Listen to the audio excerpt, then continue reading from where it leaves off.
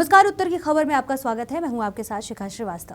भाजपा पिछड़ा वर्ग मोर्चा के अध्यक्ष व यूपी सरकार में स्वतंत्र प्रभार मंत्री नरेंद्र कश्यप ने ऐलान किया है कि कांग्रेस की किसी भी चाल को सफल नहीं होने देंगे। उन्होंने प्रेस कॉन्फ्रेंस कर साफ किया कि विदेश में राहुल गांधी ने आरक्षण के संबंध में जो बयान दिया वह निंदनीय है। हम बड़ा आंदोलन करने जा रहे हैं। हम राहुल राजीव के आवास को घेरेंगे और उन्हें बता देंगे कि पिछड़ों के आरक्षण पर बुरी नजर डालने का क्या हश्र होता है।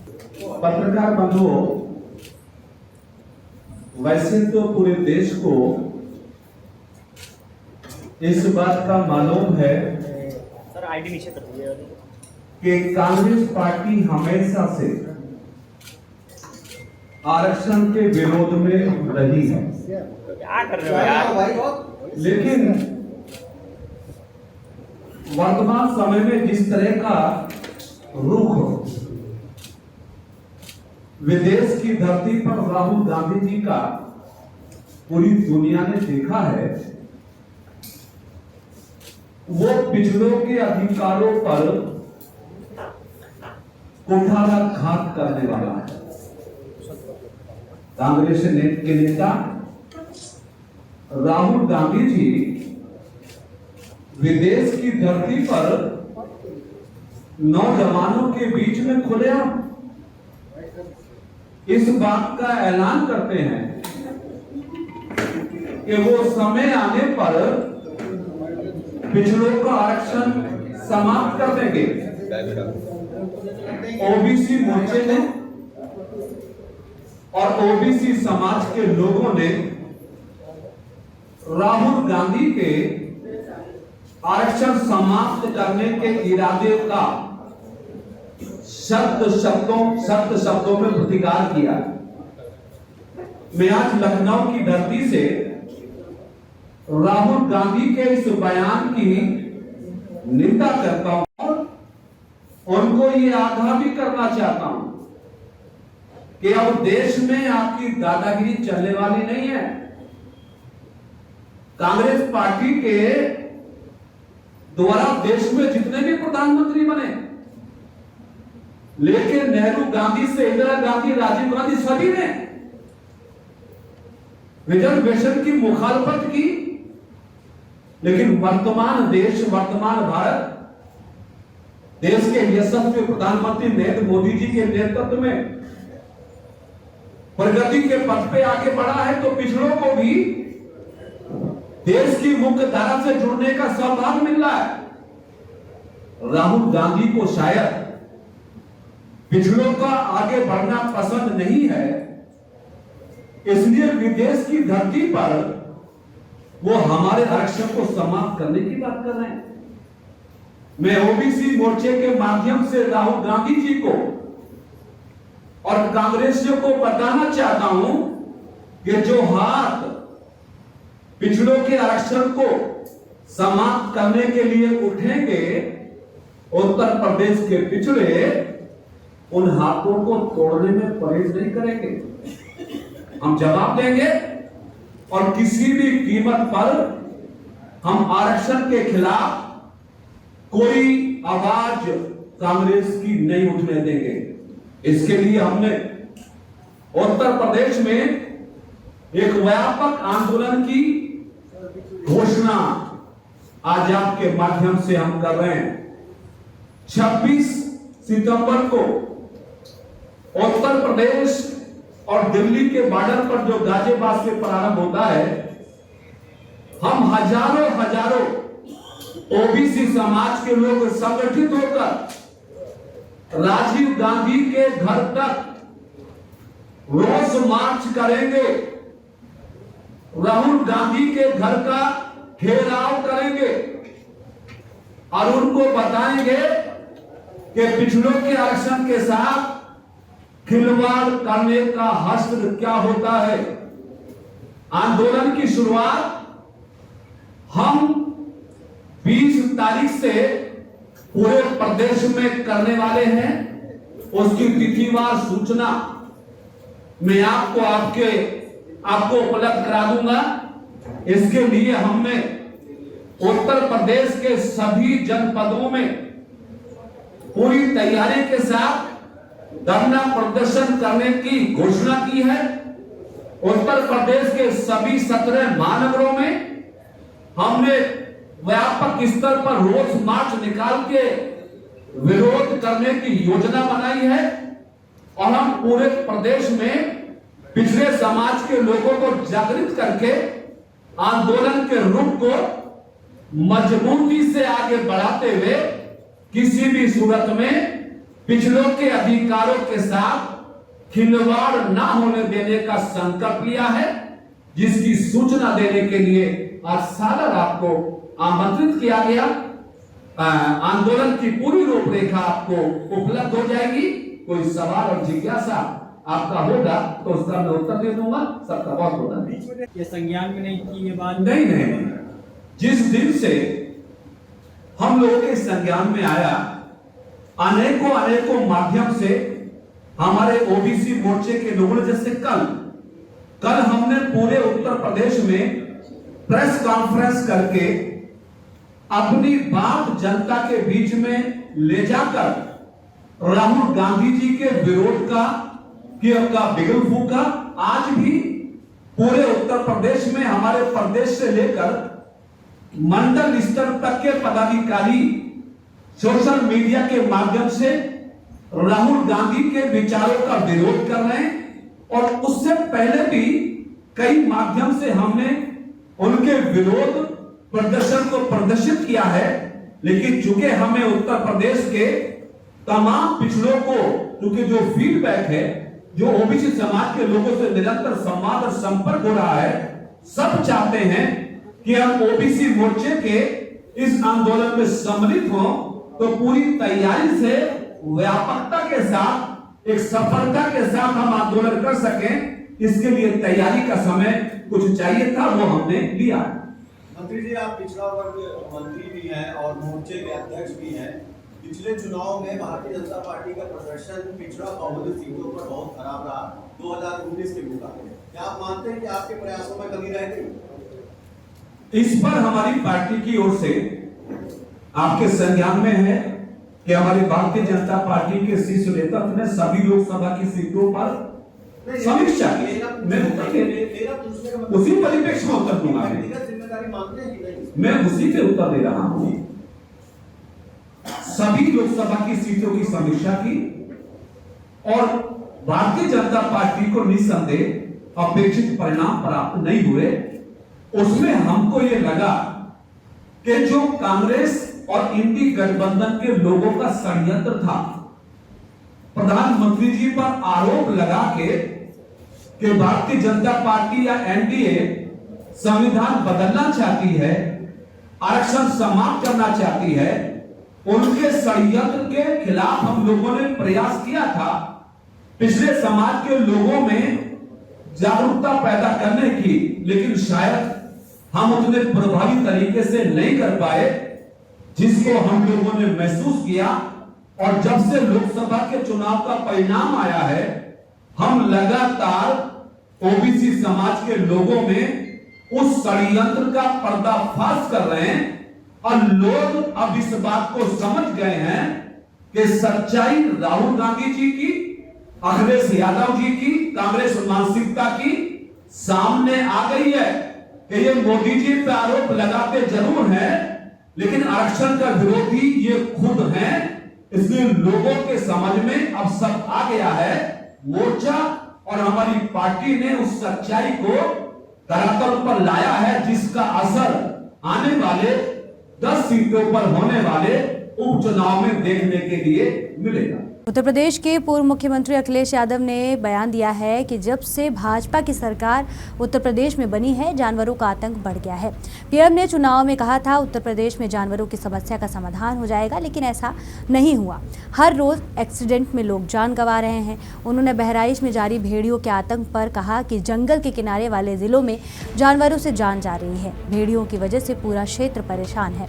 अखिलेश यादव ने आज भेड़ियों के आतंक पर सरकार को घेरा। उन्होंने कहा कि सरकार अभी भी गंभीर नहीं है। सरकार ने मुआवजा में भेदभाव भी किया। सपा की मांग है कि जिनकी जान गई है, सरकार उनके परिवार को 10 लाख रुपए की सहायता करे। संगठन और पार्टी के बहराइच के नेताओं का धन्यवाद देता हूं कि इस गंभीर समस्या को लेकर के लीडर ओपोजिशन जी से मिले थे वो, और कल ही जब मेरी आदरणीय माधव साहब पांडे जी से बात हुई तो हम लोगों ने तय किया कि जिन बच्चों का नुकसान हुआ है, घायल हुए हैं, चोट खाए हैं, उन परिवार के सदस्यों को बुला करके मैं मिलूंगा और पार्टी की तरफ से जो कुछ मदद हो सकती है वो हम लोग करेंगे।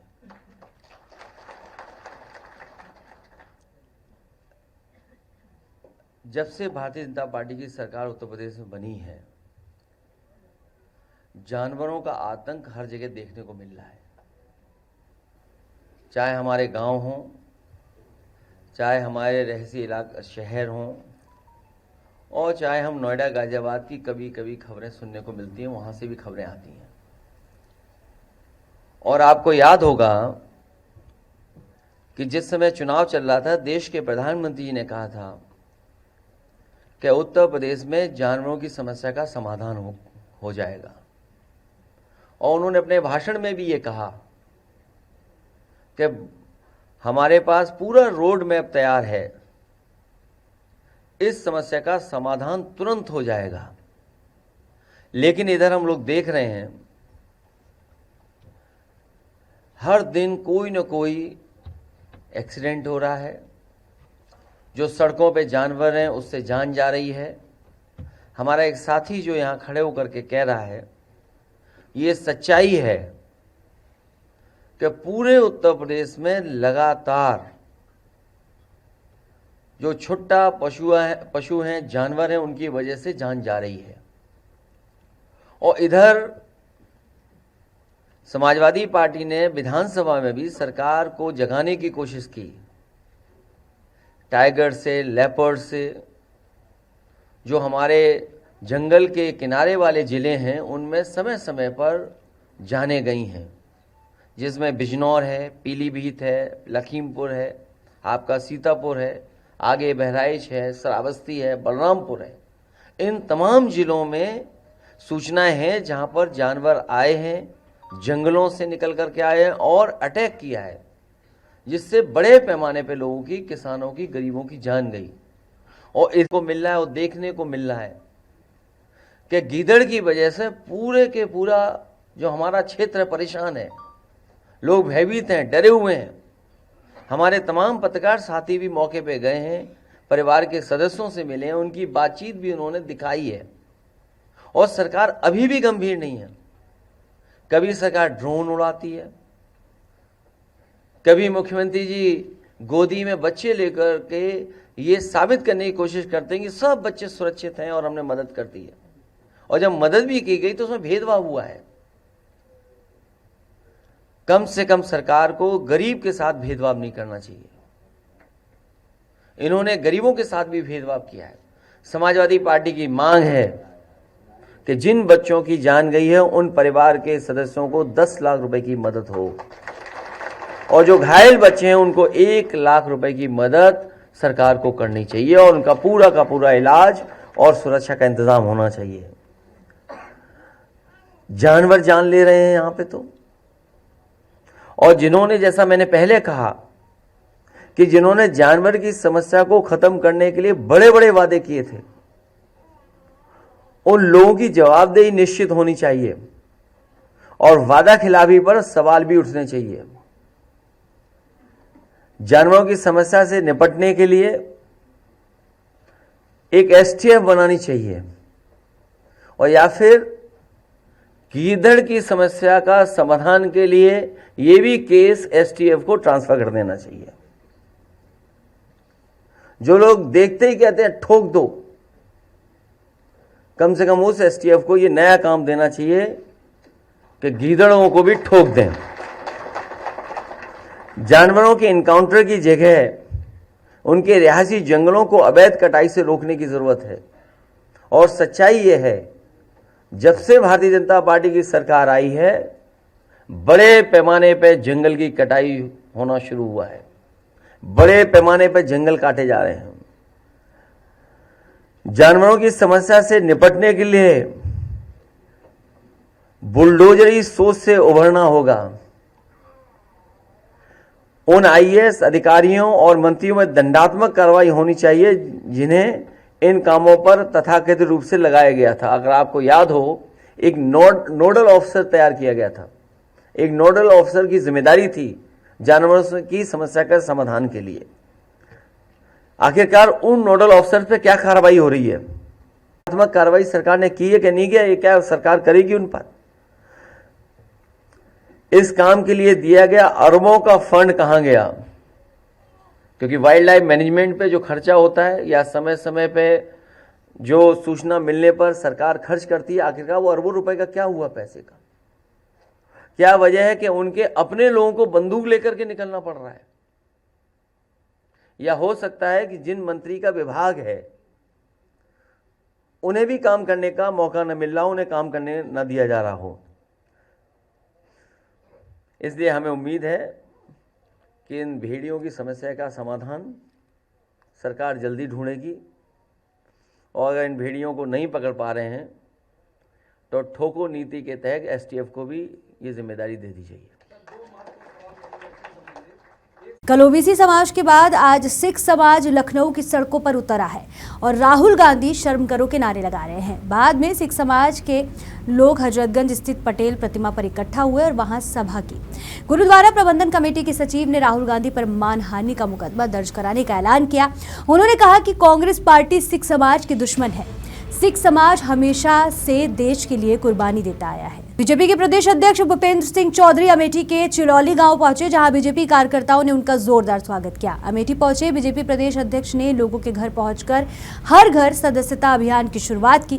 प्रदेश अध्यक्ष ने चिलौली गांव में घूमकर लोगों के घर पहुंच और उनके पार्टी का चुनाव चिन्ह का गमछा पहनाकर बीजेपी की सदस्यता दिलाई। मिर्जापुर के बाढ़ प्रभावित इलाकों में प्रभारी मंत्री नंद गोपाल गुप्ता ने नंदी ने दौरा किया और लोगों से मुलाकात की, उनके समस्याओं से अवगत हुए। दौरे पर पहुंचे मंत्री जी ने राहत सामग्री का वितरण भी किया। उन्होंने कहा कि प्रधानमंत्री नरेंद्र मोदी सबका साथ, सबका विकास, सबका विश्वास सिर्फ नारा ही नहीं देते बल्कि सब तक मदद भी बिना किसी भेदभाव के पहुंचाते हैं।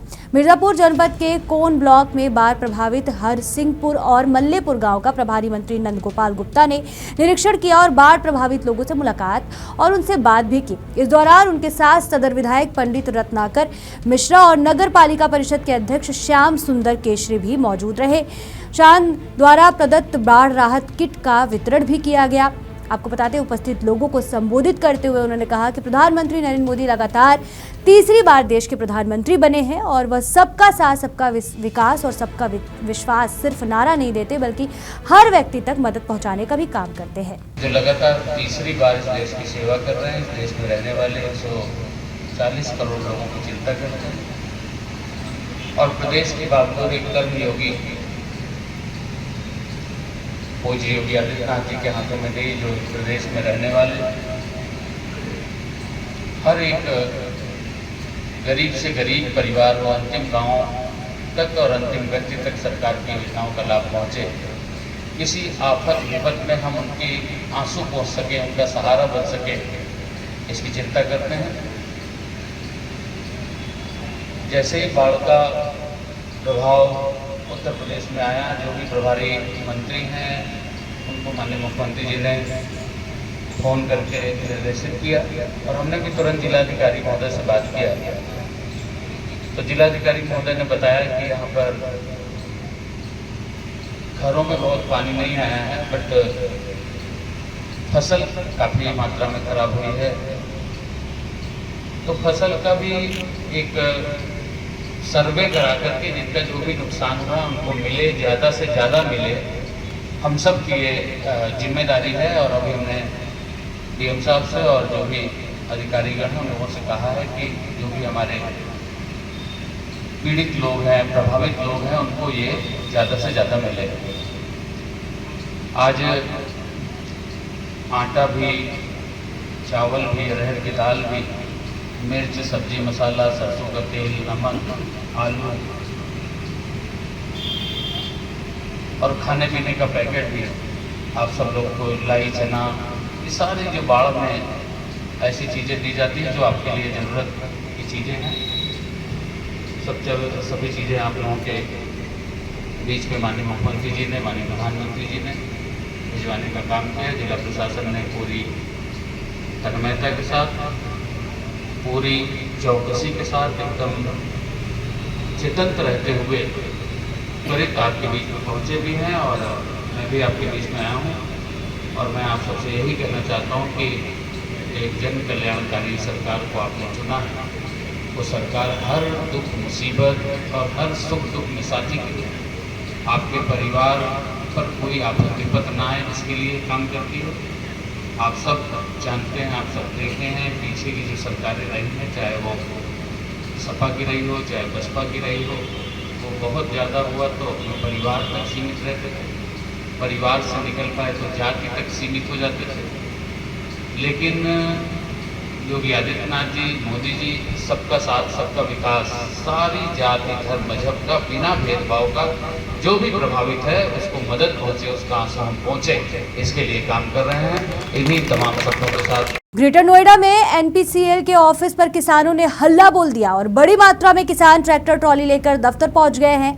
किसानों का आरोप है कि एनपीसीएल अनाप शनाप बिजली के बिल भेज रही है। किसानों के प्रदर्शन से परी चौक के आसपास भीषण जाम लग गया। किसानों की मांग है कि बिजली के बिल को माफ किया जाए। हरदोई के कई इलाकों में गंगा का जलस्तर बढ़ने से नदियों के किनारे बसने वाले गांव के लोग बाढ़ की संभावना को लेकर भयभीत है। बाढ़ का पानी लगातार गांव तक पहुंच रहा है। हालांकि तहसील प्रशासन की तरफ से सभी बाढ़ राहत चौकियों को अलर्ट करने का दावा किया जा रहा है। गंगा का जलस्तर 10 सेंटीमीटर ऊपर चल रहा है, जिससे कई गांवों में पानी पहुंच गया है और आवागमन बाधित हो गया है।